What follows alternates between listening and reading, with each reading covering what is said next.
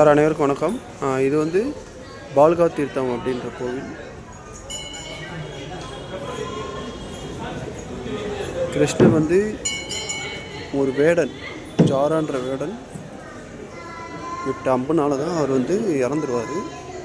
அவர் வந்து இறந்த இடம், அந்த கோவில் இருக்கிற இடம் இந்த இடம் தான். மகாபாரதத்துக்கு பின் காந்தாரியோட சாபத்தினால அந்த யாதவர் குலம் வந்து அழிஞ்சிரும்.